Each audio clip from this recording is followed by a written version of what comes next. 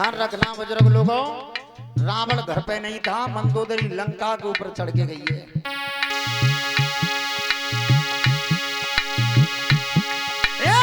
चढ़ के गई लंका के ऊपर, हरिया के भिड़ आई है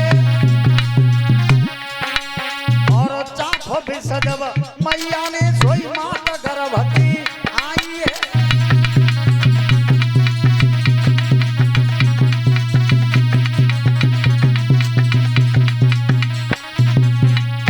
स्वामी जी आज मंदोदरी ने उस गागर को हाथों पे ले लिया और जहर समझ करके मैया पी गई है।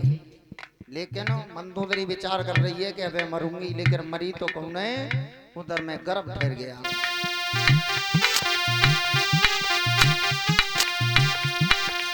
भैया जब भी सको पानो करो है मंदोदरी की गर्भ रयो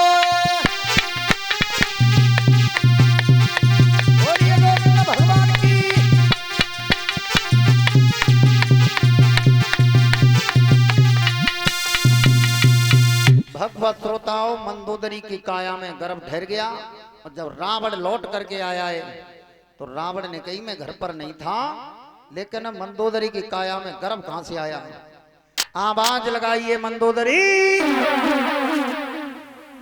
मैं घर पर नहीं था, लेकिन इतना बड़ा पाप तूने कौन सी जगह किया है।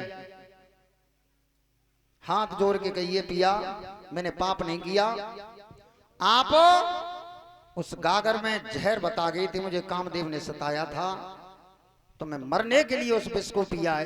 तो महाराज मरी तो कहूं ना हूं, लेकिन जी पमाड़ो। रावण समझ गया कि जा गागर ये लेके आए रो तादना आकाशवाणी वही के जी लंका के नाश की जर बने जी, जर बन गई।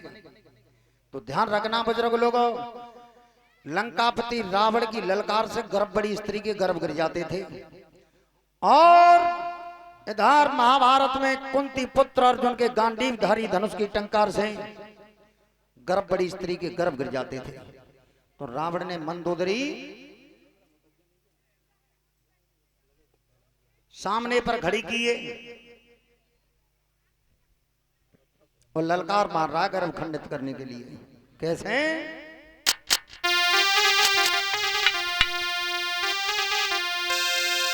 आरे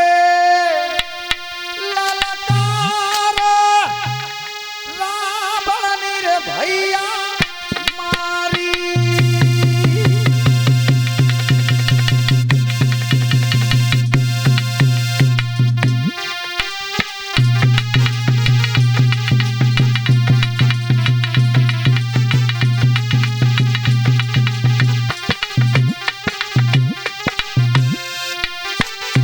भगवत श्रोताओं, जैसे ही ललकार मारी है रावण ने, दशा का भैया मंदोदरी की भैया ललकार विप्र ने मारी। अरे गर्भवती गिर गई ये करे कुमारी।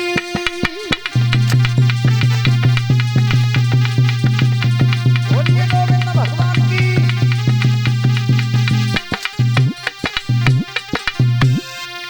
मेरे भैया जैसे ही ललकार मारी है, मंदोदरी के उधर से मांस के लोथरा कट कट के गिर रहे हैं। कन्या का जन्म हुआ है, छोटी सी कन्या है स्वामी जी।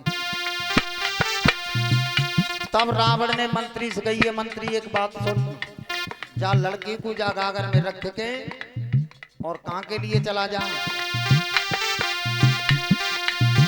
मंत्री मेरी बात सुन लिये भैया, जनकपुरी तू जाइए।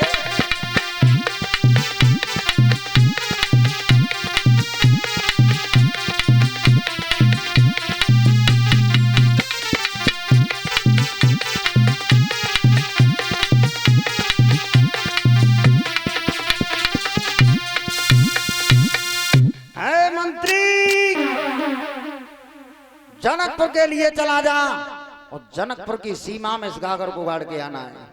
भक्तों मंत्री जनकपुर की सीमा में गागर को गाड़ी आओ।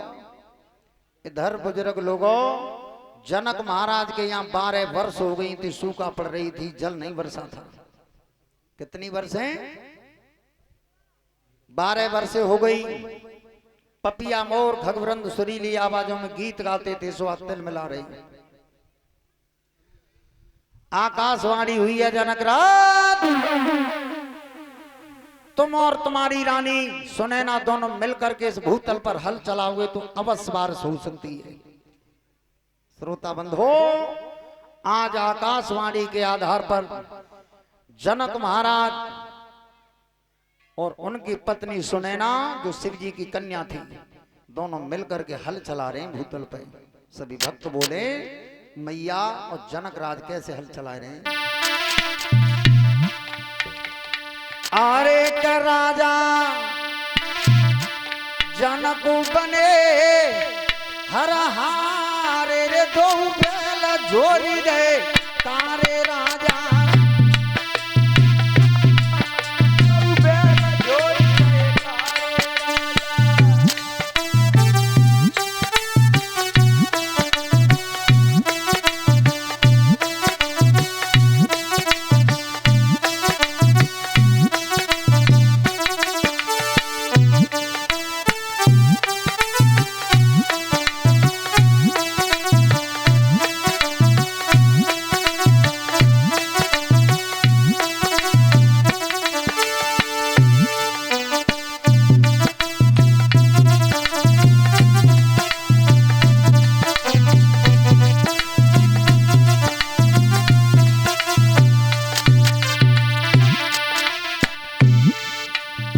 जनक बने हर हारे दो बेल जोड़ दे तारे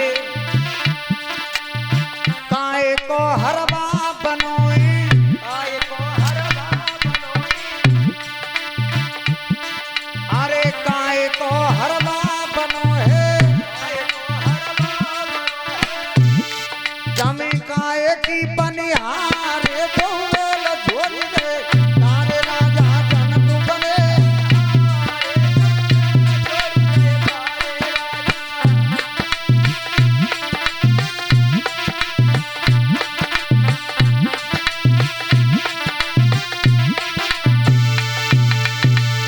बुजुर्ग लोगों। काय को हरबा बनोए, जब मैं काय की पनिहारे दो बेल जोड़ दे, अरे सोने को हरबा बनो है,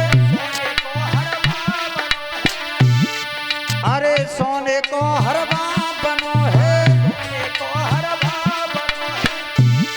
जमी चांदी की पनिहारे दो बेल जोड़ दे तारे राजा जनक बने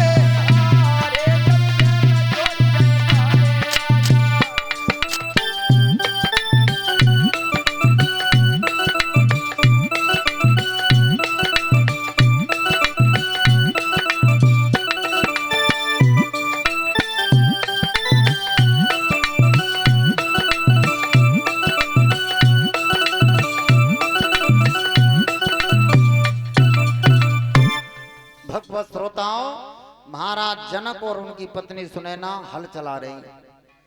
पहलो फेरा मारो है, दूसरो फेरा मारो, जिन बालक ने मारी हो बेफायदा घंटा बजा रहे।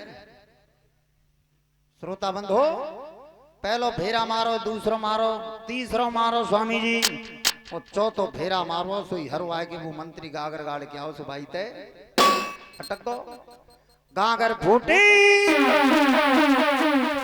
भक्तों, घनघोर बारिश होने लगी, ठंडी ठंडी हवा चल रही है, पपिया अमरोट खगवृंद सुरीली आवाजों में गीत गा रहे, झरना बह रहा है। मेरे भैया 12 वर्षों से सूखा पड़ रही थी, जल नहीं बरसा था। आज भी अपने यहाँ 12 साल तक अगर जल ना बरसे तो पृथ्वी पर महाप्रलय हो सकती है। भक्तों, फसलें नष्ट हो रही थी, पशु पक्षी अकुला रहे थे बुरी तरीका से, और जैसे ही लड़की के पैदा होने पर झरना बह रहा है, ठंडी ठंडी हवा चल रही है, पपिया मोर खगवृंद सुरीली आवाजों में गीत गाने लगे, सबका शरीर शीतल हो गया। जनक ने उस पुत्री को गोदी में ले लिया, भवन के लिए ले गए। चतुर ब्राह्मणों को बुलाया है, नामकरण किया है। तो ब्राह्मणों से पूछा है जनक ने, हे विप्रवर ये बताओ, ये मेरे घर में पुत्री उत्पन्न हुई है, इसके भविष्य के बारे में बताओ, आगे चल करके ये क्या करेगी। तब कहिए जनक, इसको लड़की मत कहो, आपके बड़े परम सौभाग्य हैं जो आपके घर में एक देवी ने जन्म लिया है, नाम रखो। ब्राह्मण ने कही 12 वर्षों से सूखा पड़ रही थी, लड़की के पैदा होने पर सारा शरीर शीतल हो गया है, उसी के आधार पर चतुर ब्राह्मणों ने नामकरण किया, उस पुत्री का नाम रख दिया है सीता। बोलिए सीता मैया की। ध्यान रखना,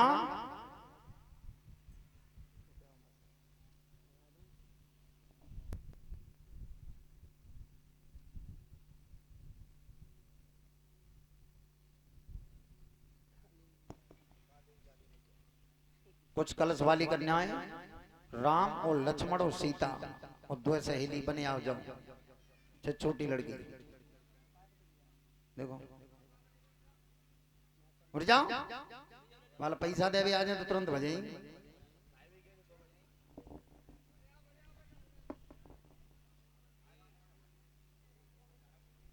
मैं आवाज लगा दूंगा, सुई आ जाना, ठीक है, चली जाओ। भक्तों, आज उस पुत्री का नाम सीता रखा गया और इधर में सीता धीरे धीरे घर में विवाह के योग्य हो चुकी है।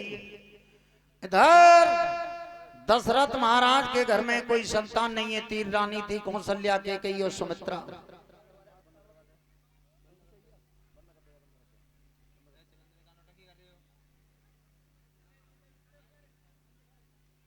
और ये 1 से 1 रुपए का पुरस्कार हमें सम्मानित कर रहे हैं। 11-11 रुपए हमारे यज्ञपति और परीक्षित के लिए और हमारे सभी साथियों के लिए और संत भगवान के लिए, कलश वाली कन्याओं के लिए, और 501 रुपए श्रीमद् भागवत कथा में दान करते हैं श्रीमान टीकम सिंह भौरे, निवासी नंगला कलोदी के निवासी हैं। बोलिए गोविंद भगवान की, संत समाज की। मेरे भैया